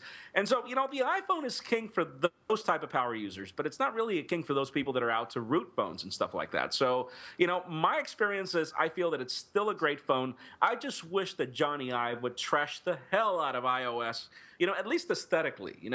I'm not really after widgets. I just wish that at least the icons would animate, something that would be different to what we know for the past 5 years. That's just my point with After the Buzz. Yeah, the Johnny Ive thing, I know that was news a while ago, and I don't know if that was a rumor at the time or actually confirmed, but it became more real for me when I was reading the Tim Cook interview in Business Week magazine, where he, said it again, Johnny Ive is going to be doing a lot with iOS, and my heart became a flutter with what the possibilities that might be there. And I was kind of imagining what Johnny would say when he, sat down at a table and was, planning with some of the marketing guys on how they're going to change iOS. Jaime, what do you think Johnny would say? Okay, you're going to laugh at this, but I'm actually worried. You have a MacBook Air, don't you? Both of you have a MacBook Air. None of you have ever used the MacBook Pro, the first generation MacBook Pro, the previous one. I actually have the Retina display one right now. But, the problem with the previous one is that the USB ports were so close together that you cannot use two USB things at the same time, and all you had was two ports. So my problem with Johnny Ive is that he is really great at doing things that are beautiful, but not necessarily useful. That's So interesting. you're worried about Johnny Ive bringing a Windows phone like aesthetic to the experience. Yeah. Exactly. Scott Forstall was too much into skew morphs. I actually do like skew morphs more than digitally authentic things. I just think that Johnny could definitely bring a new Wear, and probably what we need is a new Wear. But I just wish that new Wear brought more usability and not necessarily more beauty. Yeah. Skew morphs make me nauseous. Me too at this point. Well, you'd be nauseous of every user interface ever since Windows 95. Everything's been like that. No, not really. No. I mean, come on, Windows 95. Hold on a second. That's a whole different. We can't get into that. We have 6 minutes left to talk about the iPhone 4 before Brandon goes, and I want to hear about it because I have not handled the iPhone 4, right? And Jaime, do you have one? Or the iPad 4, not the iPhone 4. Oh, the iPad 4? No. I think this is the perfect segue for Brandon. I mean, just to end it, I think that Johnny Ive, there are other things that he's done great, like the unibody design and the thinness and design and the minimalism of every Apple product is really great. I just feel that there are certain things that require usability and not necessarily minimalism, and I just hope that he figures that one out right. Right. So, I mean, how does this, in a world where none of this has happened yet, in a world where we are still dealing with the same version of iOS we're familiar with on essentially the same hardware we're familiar with, just with some different chips inside, and I think an identical chassis, how is, Brandon, tell me how you feel about the iPad and how it's going to hold up. I kind of look at the After the Buzz series as a way to inform people on buying decisions. I mean, after we've gotten a chance to fully integrate it into our lives, whether they should go out and buy it or not. Yeah. And you know how stock analysts they'll place a buy, sell, or hold rating on a stock based on what they think the best interest of the investor is, right? Yes. I would say. I would put a don't buy on the iPad 4 for the following reason. If you have there's really two groups that you can fall into. Either you have an iPad 3 or you don't have an iPad 3. If you have an iPad 3, the iPad 4 is marginally better. It's faster, but not by much. Launching an app is faster, but not by much. Browsing the web is faster, but not by much. Playing the most intense game is faster, but not by much. The only real amazing thing, and it's not that amazing, about the iPad 4 is that it charges significantly faster, which is great because when you have a device like the iPad, you use it a lot and you want it to charge as fast as possible. So it's interesting that the 12-volt charger, which is 20% higher voltage than the 10-volt that the iPad 3 came with, charges the iPad 4 in 80% of the time. Is that right? Wow, that's a lot of numbers there. I'm just going to say you're right. So what we're dealing with is a 7-hour charge time on the iPad 3 and a 5-hour charge time on the iPad 4. Okay. So if you fall into that second group of people that don't have an iPad and are thinking about getting an iPad, the iPad 4 is a great device, but you should know that we are on the verge of a redesign of the iPad 4. And I don't know this to be a fact, but in my best estimation, because the iPad has been unchanged for now 3 years, and because the iPad is to a fault too heavy and too thick, I have confidence that I'm pretty darn certain that in 2013 we're going to get an iPad 5 that is finally thin and light. And just look at the iPad Mini, what they did with that. Absolutely, yes. And the iPad Mini is a different story because it needs a battery that's a third the size or half the size. Oh, it's much smaller. It's actually 1/4 of the size. And I wonder about the screen component because it is, now maybe, tell me if I'm wrong on this, guys, but a screen that is so much less dense, like pixel-wise, do you think that there's an actual, tangible physical difference in weight between those two displays? Oh, there is. There is. I mean, of course, putting aside the fact that the larger iPad screen is larger, so of course it's going to be a little bit heavier, but I just mean for density-wise. I've never thought about this before. What does a pixel weigh? I think it's insignificant. I think there's a few things with the screen. One is that the iPad 5 will have in-cell touch for better or for worse, which has lower touch responsiveness. So that's going to save about 1 to 2 millimeters right off the bat, and that's significant. Yeah. And then Apple's seems to have figured out a new way to create a battery that's so ridiculously flat. With the iPad Mini, they did, yes. Yeah, it's real flat. So maybe if you take that. Okay, so you take that flat battery from the iPad Mini, you make it the size of the larger 9.7-inch screen, so you increase the size probably by double, and then you stack two on top of one another, and then you obviously fuse them together somehow.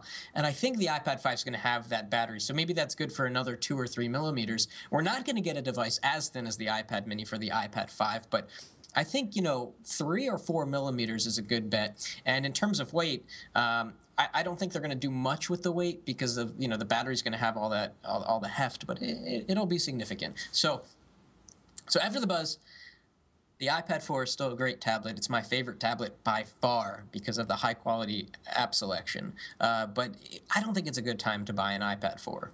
I agree. I couldn't agree with you more. Yeah. I couldn't agree with you more. I that's the reason why I went with the iPad Mini. And it's really tough for me, by the way, guys. Well, yeah, we are going to have it after the buzz of the iPad Mini very soon.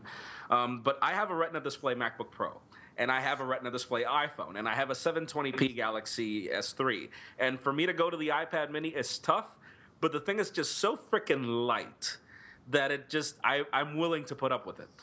Yeah, that is like, it's almost toy-like. Yeah. It's unreal. futuristic Star Trek sci-fi like. Those things were heavy on Star Trek, but go ahead. Speaking of the iPad Mini, I have sent my iPad Mini away to a company called Anostyle, which does this how do you pronounce it? Anodized? Anodized finish on they do this on the iPhone 5 and on the iPad Mini. I should be getting it back soon, so look out for a video. I have gotten my iPad Mini dyed a bronze color, which is a nice kind of like reddish, copperish. So I think it's going to be pretty. I think it's going to be pretty badass. And what they do at Anostyle is they're able to maintain the what's that edge? The shiny edge. The chamfered thing. Chamfered edge. They're able to maintain that, but it's now a little bit more scratch-proof because of their process. This is not what I actually think, but I just had the craziest image of some backwater chop shop with dudes like just putting masking tape on iPad Minis and spraying them with Krylon. I know it's not like that. It just leapt to my brain. So go ahead. That would bring a tear to my eye. So anyhow, I should be receiving that back soon. They turn it around in about a week. But I actually need to jump off. Steven Schenk is here, and I want to hang out with him for a bit. So it was nice talking, gents. It's always nice talking. But Brandon, before you go, real quick, Galaxy camera from Samsung for Verizon has been announced. Are you excited or no? You've handled it. You talked a lot about it. We've handled it together. What are your thoughts, very quickly? The best camera is the one in your pocket, and the one in my pocket's attached to my phone. And I don't want to have another pocket with something that's 4 times as thick, even if it takes slightly better pictures. And the Galaxy camera apparently doesn't take incredible photos. But so I'm not that interested. I'm curious about it, but not that interested. Galaxy Note 2 giveaway trivia question. What is the name of the manufacturer that makes the Galaxy Note 2's digitizer, the element of the screen that makes the S Pen function? Boom. I don't see how you can ask for a better wrap-up than that. Thank you very much, sir. All right, guys. Talk to you later. Take care. Talk to you later, Brandon. Bye. Okay, so is this the segment where we get to make fun of the Galaxy camera? Well, we didn't burn that segue for nothing. Let's tell your thoughts, sir. I love Samsung. I love Samsung. You haven't handled one yet, right? No. Okay. No. Go ahead. For the record, I love Samsung. I didn't have high regards for them a year ago, but I love the fact that these guys are bold enough to try everything. Me too. From the Galaxy Note to the Galaxy camera, they're willing to try everything, and that's a bold company. And look how it served them on the Galaxy Note. I mean, the Galaxy Note 2 is just blowing it up right now. Agreed. I think that if, whenever Samsung figures out how to do the Kindle deal with the Galaxy camera, it'll be successful. Because nobody in their right mind, Amazon figured out something. I don't know how they came up with their WhisperSync thing where, the 3G Kindles are able to connect to 3G and download books for free. You don't pay for anything. Oh, right. So, the problem with the Galaxy camera is not really the Galaxy camera, is the fact that you have to pay for a data plan. Exactly. And which person in their right mind would pay for a data plan over a camera that they are rarely going to take out of the house. Exactly, right. Because the camera does have integrated Wi-Fi as well. So why are you going to do that? It sort of reminds me of when the tablet explosion first happened, the Android tablet explosion, and all these Android tablets started shipping with embedded 3G radios for the carriers, and I'm like, who's gonna do this? Who's gonna open up a separate data plan for a tablet, for an Android tablet that at the time was running Honeycomb, that isn't really going to have much staying power? In tablets it does make a little more sense. Well, now it does, but back then it did not. I mean, this time next year, maybe we'll be saying like, oh man, it's a good thing I took out that HSPA plan for my Galaxy camera. But I don't know. But here's the thing: like, I've handled the camera at IFA and at a New York City kind of event, and it has some really cool ideas behind it. I have not read any of the early reviews or the early hands-ons or whatever. We are going to be getting one, by the way. Yeah. And it's going to be really interesting to see just how it fares in real-world situations. But go ahead. Tony's big thing, Anton said in Berlin, he was like, why didn't they just stick a phone on this? I would buy this if it had a phone on this. That is the same thing that I thought. I would put up with a thick phone if it had that quality of a camera. Exactly. I would. And when we let in with our hands-on video at IFA, we let in with his PureView 808. Actually, he had a really cool idea for a 10-second lead-in. I was like, yeah. And it was something like, it's like, last year Nokia built a camera with a phone attached. Today, Samsung released a camera with no phone attached. With no phone attached. That was like the most hilarious thing, man. But I think that the camera has potential. I think that the idea is great, and I think that if that camera would cost the same thing as a point and shoot to be a startup, there's just no point in paying $450 for a camera. You can buy a no, how do you call the no lens? Those new cameras that are. I actually have one, a Sony NEX5N. Yeah, I don't know. Those are mirrorless cameras. Oh, mirrorless. That's what they're called. Okay, so I just paid $500 for a mirrorless Sony NEX that I could buy an iFi card to be able to transfer my photos to my phone. So why would I want to pay the same amount of money for a point-and-shoot camera that is not a phone and that I would have to buy an extra data plan for? I feel that that's really the problem with the camera. The camera itself is not a problem. It's the concept. It's the business model that's the problem. Yeah, and I think, I think Samsung is treating it as an interesting little side project that, like you said at the very beginning of this segment, it's something that they're being bold enough to try. And I think in America, when they did the first Galaxy Note, it was only on one carrier. It was on AT&T. Mm-hmm. And they just put it out there, and they're like, let's just see. And then it turned out to sell like gangbusters. And this time, the Galaxy camera is on two carriers in the United States. And it's a first... It's a unique product. I mean, in the very definition of the sense, it's like, I've never seen anything like it. Let's put it out there, and we're going to price it weirdly, and if it sells, then maybe we'll keep going in this direction. But I agree, it's not priced to sell. Okay, my thoughts are, with the Microsoft Surface and with everything else, I'm like, okay, we'll see. Mm-hmm. With the Galaxy camera, we're not going to see. That's my thought. You think it's just not going to go anywhere? It's going to flop. It's going to flop, but again, not because of the product, because of the business model. Yeah, I agree. I mean, it reminds me of, and this is a whole bag of worms that I don't want to get into, or whatever the hell that expression is. It's like the Kin. Which was not same case, right? Same case. The product was not as bad as the business model as the data plan that that Verizon was putting on it. A friend of mine was, he's like, man, my daughter, my 15-year-old daughter wants an iPhone 5, and he's like, do you think it's worth it for me to buy one? And I'm like, what phone do you use? And he's like, oh, I've got a BlackBerry Bold 9700. I'm like, not even you have an iPhone, and you're gonna give your daughter an iPhone 5? That's like, are you crazy? It's ballsy. I want. We're gonna have like a whole bunch more on the camera, and I'm excited. Exactly, but that's the thing with the Kin and with the Galaxy camera. Yeah. But with the Kin, it was that problem. If you're hardly gonna pay for a full data plan for you, you're not gonna do it for your kids. Right. So the business model with the Kin killed it. The business model with the Galaxy camera killed it. Again, I would buy it if it were cheaper. Or to replace a point and shoot, $250, I would pay for it definitely. It would probably be like the point and shoot on steroids or something, but I would definitely not ask for an extra data plan just for camera. That's just it. See, I just don't want to carry around a separate device. That's what I don't want to do, and that sounds strange because I'm like Captain Two Phones, right? I'm always carrying a separate device, but if the Galaxy camera were a little thinner, if it had phone built in, I would have bought it. I would have pre-ordered it. Okay, in my case, I would definitely be willing to use it as a separate device if it were cheaper. Interesting. I would.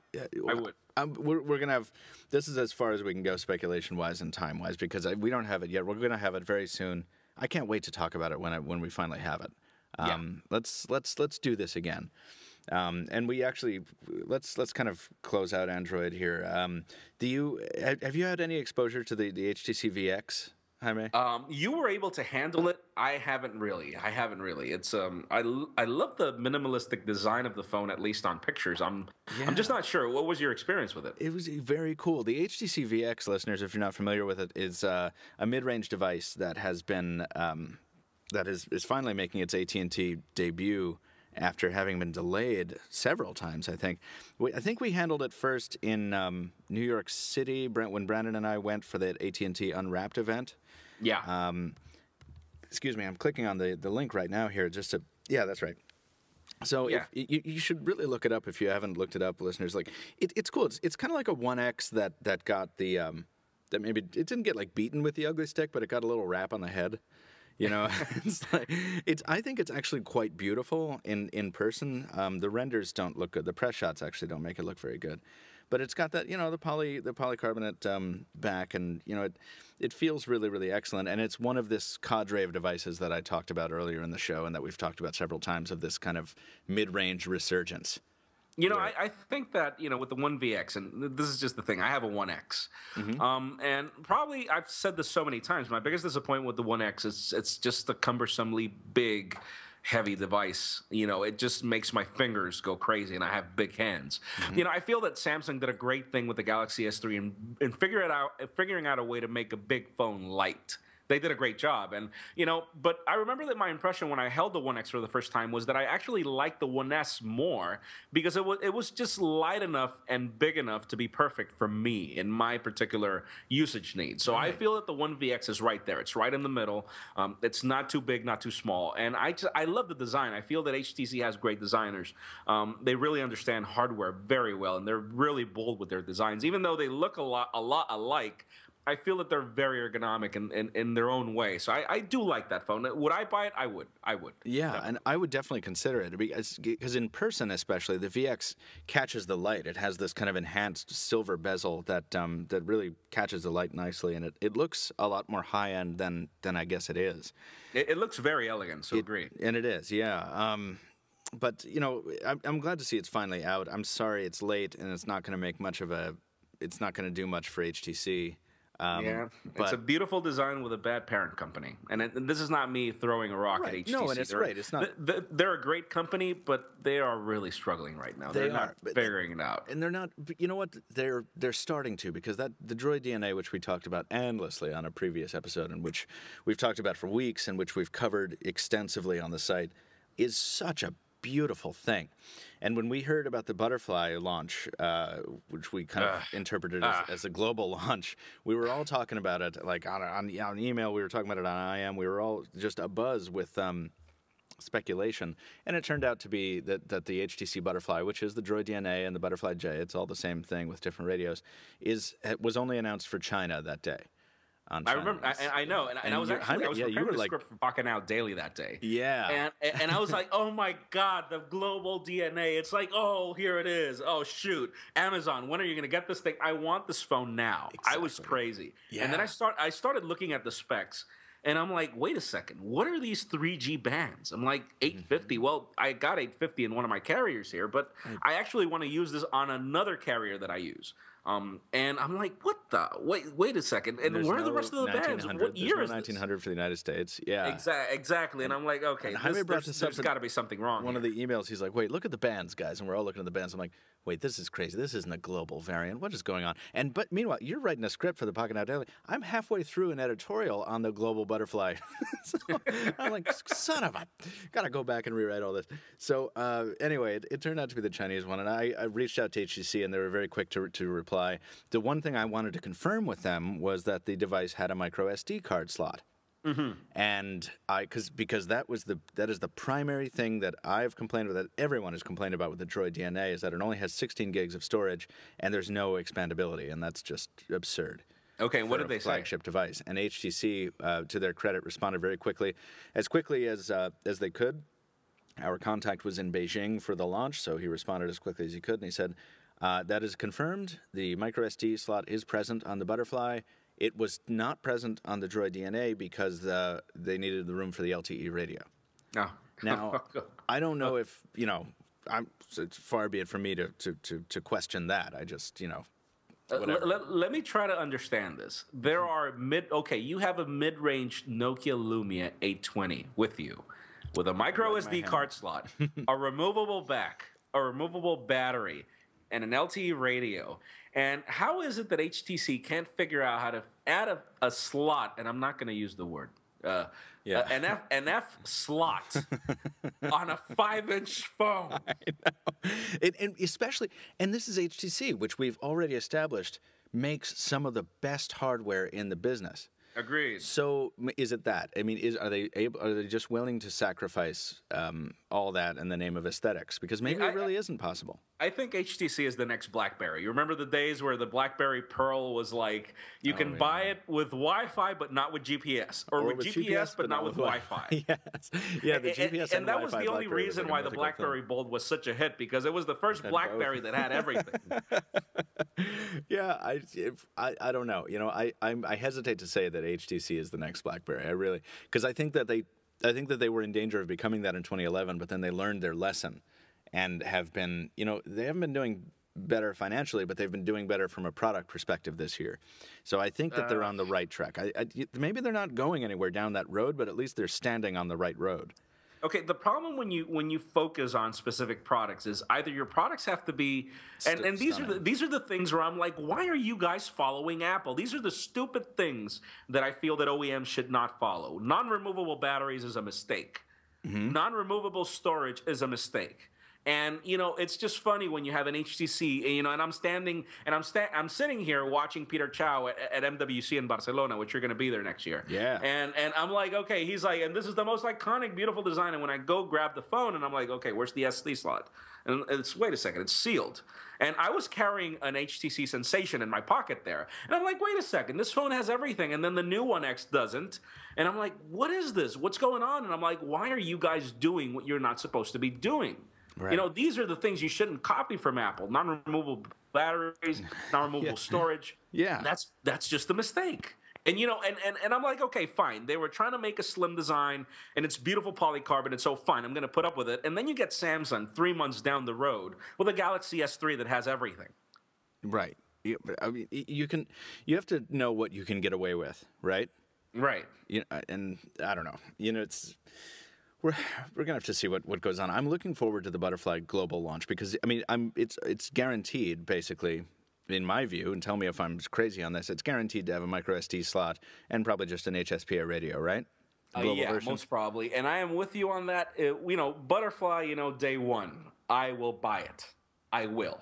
Yes. Your review was enough for me to be like, I am drooling over this thing, the DNA. It's just too bad it doesn't work here, where I am. But yes, I would be willing to cough up whatever money. And this is just the thing, HTC. I wish, and I really hope you're listening. I want you to be bold enough to actually make the phone a little more expensive if you have to, but put in everything, please. Yeah. Please. And we'll have to see how it goes. We do.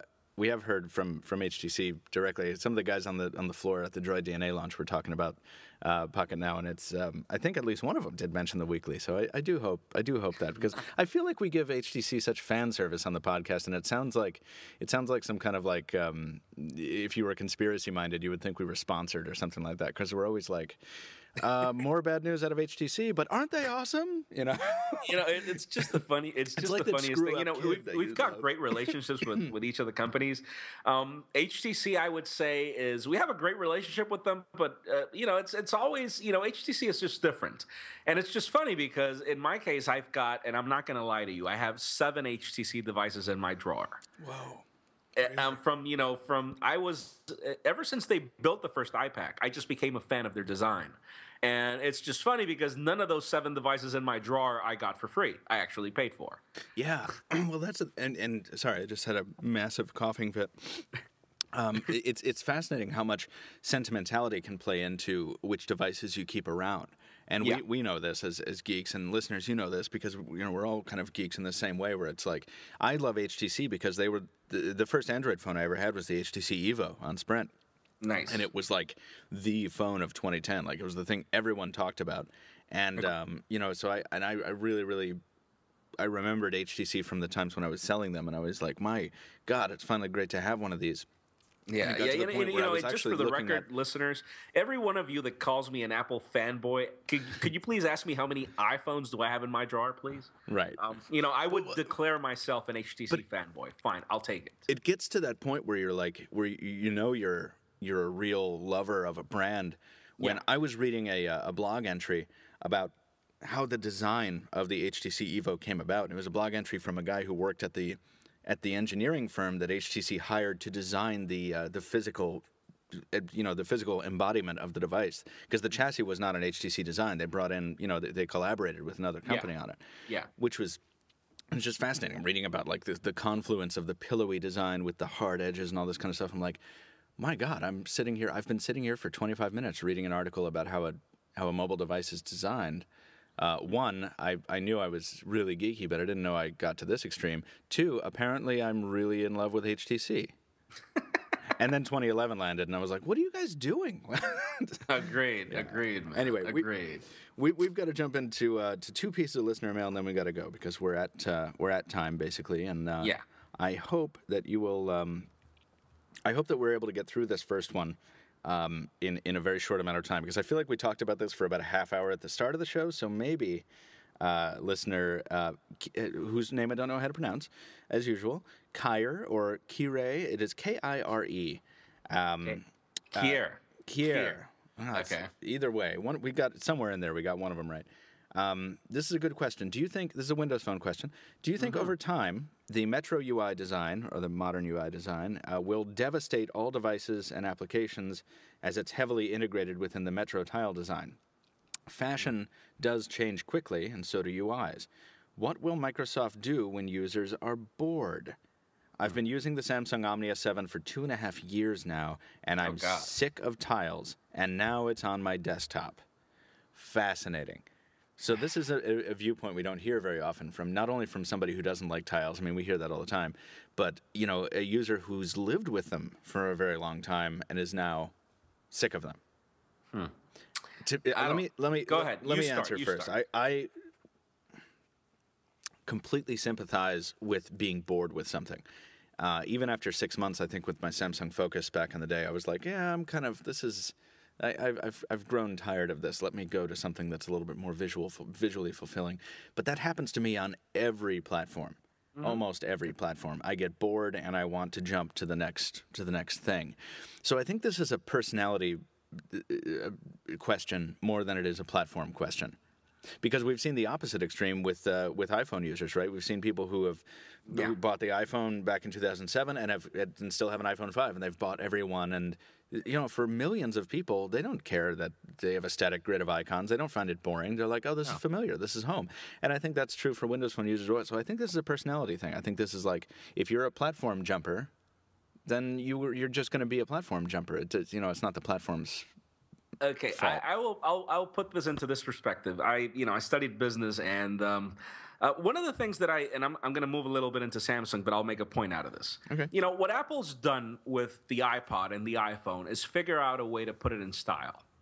Yeah. They've made it a style fashion statement. What Samsung did with the Galaxy S3 is the same thing. They figured out a way to make it a fashion statement.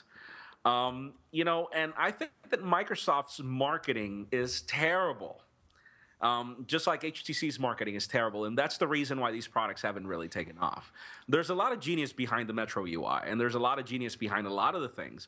I feel that once Microsoft gets rid of their marketing firm and hires anybody that does a better job at making the Metro UI a style thing, then I feel that it has a future.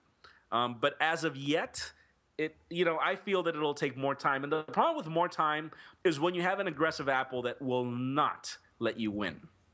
When you have an aggressive Samsung that will not let you win. And when you have a Samsung that doesn't really want to push the ATVS. If Samsung would push the ATVS the same way that they've pushed the Galaxy S3, then, the platform would have a future. Well, how does that tie into? Like from a UI perspective, like from the thing is, he's asking if do we really think that it's going to become more of a mainstream in the future? At the time that applications grow and evolve into it and become more tile-ish and stuff. I feel that the problem is Microsoft is being too slow and marketing it inadequately. So yeah, the apps could be there, and once it's there, then you could say that it's a mathematical certainty because of how many Windows users there in the world. That yes, eventually it will grow. But will that help you from the boredom? I agree with you, Michael. It won't. I'm bored of the iPhone, but still, every time that I walk down the road and I see another iPhone that's not mine on the counter, I want to buy it. That's just me. I'm stupid like that. It's true. It happens to me all the time. And I look at a Galaxy S3 on a counter and it's not mine and I want it, but I have one in my pouch.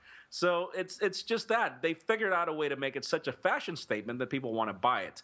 And that's really what Microsoft has to push. They have to make Windows Phone 8 and Windows 8 a fashion statement in order for people to adopt it. And therefore, even if you get bored with it, everybody will have one, and therefore you won't want to get rid of yours either.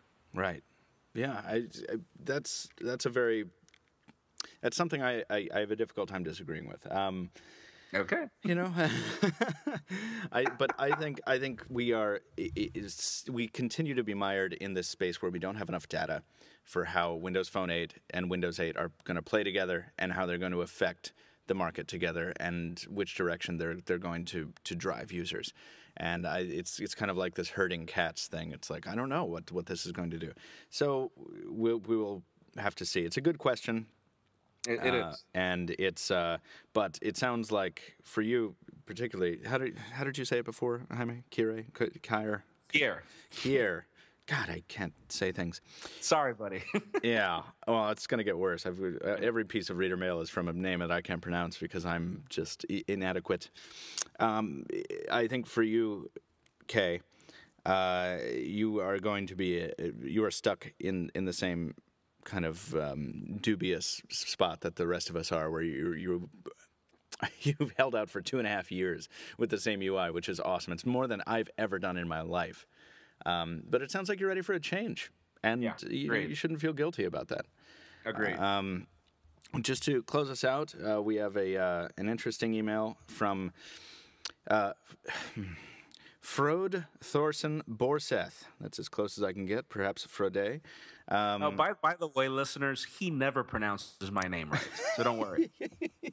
I know, I can't roll that R. I can't do anything. It's Rivera. See, I put a K in there and a T. But this gentleman is from Norway, where many phones are not available. All of the Motorola's, most notably, and he mentions that he listens to our podcast while doing laundry, which makes the task a lot more entertaining. Well, thank you. I thought I was alone in that. That's great. No, yeah, me too. When I'm folding laundry, I quality control the podcast. It's great. The questions. I'm looking for an Android device with a physical keyboard without too many compromises hardware-wise. Is there even such a thing? Are there any such models coming out in the near future that you know of? And finally, are physical keyboards a thing of the past, only to be found on mid-range devices for a smaller market, never again in the high end? Will you do the honors, or would you like for me to start? Why don't you go ahead? Because I think we share a view on this. I didn't catch your name, but here's the thing. Frode. There's this application called SwiftKey, please, it's like $5 at times. Sometimes it costs $3. That application single-handedly is responsible for making me like Android. You know, my first Android device was the Nexus 1, and I hated, I loved the phone. It was beautiful and everything, but I hated the keyboard. I came from BlackBerries, from the slide-out keyboards of the Touch Pro 2, which was the best keyboard in the business. And I was of the mentality that the keyboard was a necessity. Up to the point to my first Windows phone being a Dell Venue Pro just because of the slide-out keyboard. I actually waited for it. So my point is, you don't really know how much a keyboard actually deters the experience until you actually find the good software keyboard. Right. So my advice to you is forget about the keyboard. Buy SwiftKey. It'll be worth every penny. It gives you a 30-day trial, and it'll make you love Android. And by the way, since you're from Norway, and you were able to send us this email in English, and you catch this, so you're multilingual. I speak 2 languages. I know people that speak 3 languages, and I believe that SwiftKey was designed by people in Germany, and these guys actually speak 3 languages themselves. And that's the cool thing about SwiftKey is I don't know how these guys were able to figure that out, but you can actually have 3 languages set up in the keyboard, and it is able to predict what language you're typing without having to switch the keyboard. Right. So I wish that Apple would allow a third-party keyboard, and I wish that SwiftKey would come to the iPhone and just about everything this planet has to offer. See, I was going to do a piece on SwiftKey at one point. I never got around to it, so I actually haven't used the app all that much, and I've had really good luck with stock touch keyboards, but I was in a similar place with this physical keyboard question several years ago with the with the WebOS line, which always their thing was like, we're always going to build keyboards into this because that's where our roots are. That's what we did on the Trio. That's what blah blah blah. And I appreciated that, and I liked some of the keyboards were good, some of them were bad on those devices, but it was always great to have them. And I never said like I'm never going to use a touch keyboard. Like I could use a touch keyboard and it was fine. I had an iPhone for a while and it was like, yeah, no, I can really fly on this. This is great. But I appreciated the physical feedback of touch keyboards, and we have. It's mentioned in this in the listener mail here. It's I bet you've discussed this and exhausted all the angles that there are to this topic. We've talked about it a lot, and I've written an editorial. It was a brutally honest question corner. Some other folks on the site have written editorials, and I still have friends though who will not give up their BlackBerry, not because of Bez or not because of enterprise stuff, not because of the UI certainly, but because they don't want to give up their physical keyboard. I mean, this is still a thing. But it is agreed. And I think what I find is that it is typically the people who have never even tried a touchscreen keyboard, and some of them would be like, "Well, yeah, I tried it for a little bit, and then I had to go back." And it's like you didn't use the right one.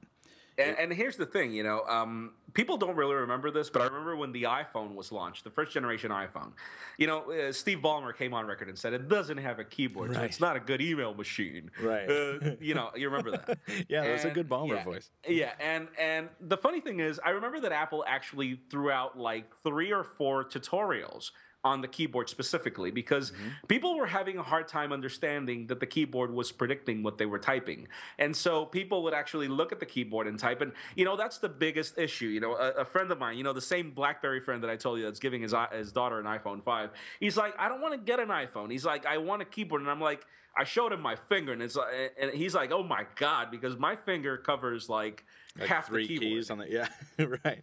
Half the keyboard. And he's like, oh God. And it's just funny because this guy's like twice my size. He's got small hands.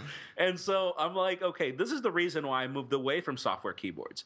See, you no longer have to worry, and this is the paradigm shift that a lot of people have not made. From hardware keyboard, you mean? Yeah, they think that software keyboards are cumbersome because they have to type accurately, and they can't because they have to look at the keys, and that's the biggest paradigm shift that people have not made. That's always my point. It's like, yeah, but I got to be really precise with it and whatever. It's like, no, you don't. You have to find a keyboard that you can trust. Now, for different people, that's going to mean different things. If you're on the iPhone, you better damn well, like you say, Jaime, you better damn well like the iOS stock keyboard because that's all you got. If you're on Android, you can do SwiftKey. If you're on it, you can do the stock keyboard. You can do the keyboard from the hardware manufacturer. They always put a crappy keyboard on, but if you like it, you like it. If you're on Windows Phone, you better like the Windows Phone keyboard. For me, between the Windows Phone keyboard and the stock Jelly Bean keyboard, I can just fly. And not because I'm accurate, but because the autocorrect works with me and it knows what and it substitutes the right words. So that's the thing. And just to kind of wrap that up to answer that final question, are physical keyboards a thing of the past? Yes. They are. They are. I mean, they're already being sidelined and put onto mid-range devices. They're these high-end devices, these big old side-sliding things like the Photon Q, which I actually liked quite a bit. You know, those are yesterday's news. I mean, physical keyboards add weight, they add thickness, they add complexity. And they add more parts that could actually get ruined over time. Exactly, that wear down. Okay, so you know, just to answer my answer to the question is, okay, which is the best software keyboard in the business? Funny, people are going to laugh right now. Windows Phone, it is. It is. Yeah. Yeah. Second best software keyboard in the business is iOS. They figured it out from day one. They actually figured it out first, but you know, Windows Phone was actually better. And for me, the third one would be, and this is the coolest thing about Android, you can buy any Android phone and just add SwiftKey to it. So just think about it. The phone will cost you in Norway like, I don't know, 500 euros. Just add 10 euros extra to that price, or 5 euros extra, I think it is right, over there. For whatever, for the app. Buy SwiftKey. Yeah. And that's whatever Android phone you get, just add that and you'll be golden. You'll be fine. Here's the point. I think when you try and rate stuff, like that's my point is you have to find out what's going to work for you. Like for me, the stock Jelly Bean keyboard beats everything else on Android for me. Like that's what I want to use, and that's, you know. So you have to find out what it is, especially if you're making such a big leap. And I don't know if there are not many bigger leaps in the mobile space right now than the one that a user using a physical keyboard makes when he moves to a touchscreen keyboard. Like, I mean, that's huge. That's a big UI shift, and it's painful for a lot of people. But you've got to do it, unless you want to be stuck in mid-range phones for the rest of your existence. And you know what the coolest thing about software keyboards is, you know, to our listener, it's the fact that there comes a point where, since you know that the phone will predict what you're typing, you can actually type without looking at the display. It's really cool when you learn how to do it. It's really cool. And you remember the moment. You remember the moment just as well as you remember the moment when you learned how to type on a real keyboard without looking. Yeah, exactly. It's like, oh, wow, I can do this? And you're like doing it in your pocket, and you're like, oh, this is great. Yeah. But yeah. Anyway, we've got to wrap it up. Thank you both listeners for your mail and for listening. Obviously, thanks to all the listeners who sent in mail. We got a lot of pieces this week. We're gonna have to push some of them to next week. But before we kind of wrap it up here, this has been a great show. I'm sorry that Brandon is not here to join us for the wrap up. But Jaime, do you have closing thoughts for us before we head on out to the rest of our day? Closing thoughts is, this has been a crazy year, Michael, hasn't it? With phones and with everything. I mean, you've done a crazy, awesome job with reviews, and I'm Likewise. just, you know, I'm really liking what the panoramic looks. I can't wait for next year to see how many, you know, innovations we get, because it's just crazy right now. I love, you know, before, like 2-3 years ago, it was like everything was iPhone. The only cool thing out there was iPhone, and everybody was just trying to catch up. And I just love the fact that this time everybody's just asking about other alternatives. And that's, you know, for everybody that calls me a fanboy, I crack up inside, because I'm not.